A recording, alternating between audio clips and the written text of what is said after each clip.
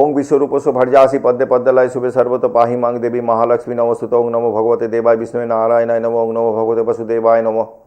আপনাদের 2026 সাল মীন রাশির জানুয়ারি মাস ওভারঅল একটা সংক্ষিপ্ত প্রোগ্রাম।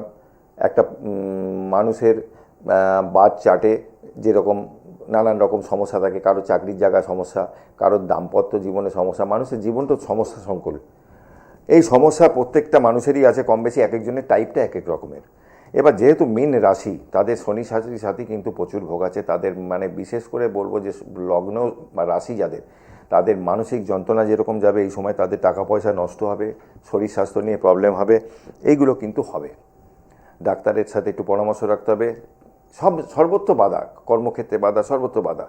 তবে মিনের চতুর্থভাবে বৃহস্পতি থাকায় এই মুহূর্তে কিছুটা বেটার, যে নতুন বাড়ি টাড়ি যারা চাইছেন করতে তারা করতে পারবেন, নতুন যানবাহন কেনার যদি থাকে সেটা করতে পারবেন। তবে 7.5 এফেক্ট গুরুজন হানি হবে, এটা অলরেডি হয়েও গেছে, হয়তো আরও হবে।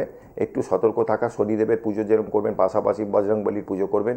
একটু সংকট কাটে কাটে সব পীড়া, জো সুমিরে হনুমত বলবীরা জয় বজরংবলী, একটা লাইনে মন্ত্র। মেটে সিঁদুর চাবিলি তেল নেবেন, বাড়িতে যে হনুমানজির ছবি আছে তাতে একটু দেবেন, দিয়ে ধূপকাঠি জ্বালবেন। সংকট কাটে কাটে সব পীড়া বা মিটে সব পীড়া, জো সুমিরে হনুমত বলবীরা জয় বজরংবলীর জয়। সদের হাতে সময় কম, এটুকু করুন, নিয়মিত করুন। আচ্ছা, মীন রাশির এই মুহূর্তে সপ্তম, অষ্টম, নবম, দশমভাবে রবি, বুধ, শুক্র, মঙ্গল। ডিফেন্সের চাকরির জন্য যারা চেষ্টা করছেন, দশমে মঙ্গল আছে, তারা এগোন। পুলিশে, মিলিটারিতে চাকরির জন্য, সরকারি চাকরির জন্য কিন্তু দারুণ সুযোগ এখন এই সময়টা কিন্তু মিনের লোকেদের।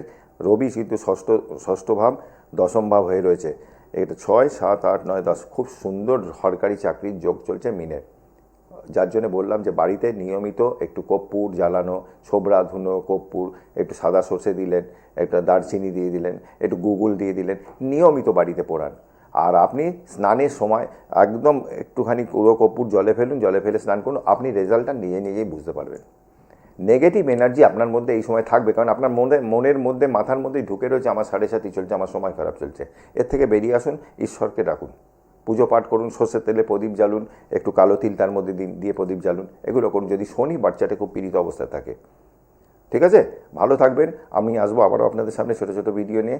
জয় মা তারা, জয় জয় তারা।